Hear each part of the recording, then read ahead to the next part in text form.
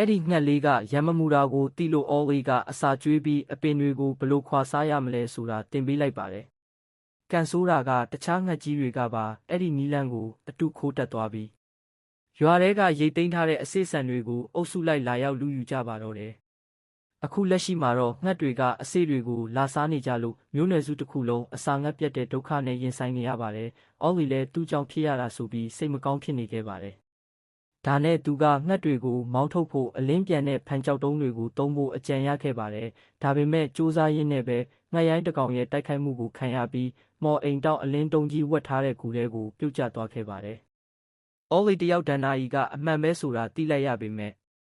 မော်အိမ်တောင်ကိုမတော်တဆထိမိပြီးငှက်တကောင်အဖြစ်ပြောင်းလဲသွားပါတော့တယ်။သူရွာကိုပြန်လာတဲ့အခါမှာတော့သူ့မိသားစုကဒီငှက်ကြီးကအော်လီကိုမျိုးချလိုက်ပြီးအထင်းနဲ့ခဲတွေနဲ့ဝိုင်းပေါက်ကြပါတယ်။အဲ့ဒီယုံရင်းဆန်ခတ်မှုထဲမှာဝေါ်လီကတောင်ပေါ်ကနေပြုတ်ကျပြီးကျိုးနဲ့ဝေးရာကိုမျောပါသွားခဲ့ပါတယ်။အော်လီရဲ့စွန့်စားခန်းတွေထက်ကြည့်ခြင်းရင် like and follow လေးတွေလှုပ်သွားကြနော်။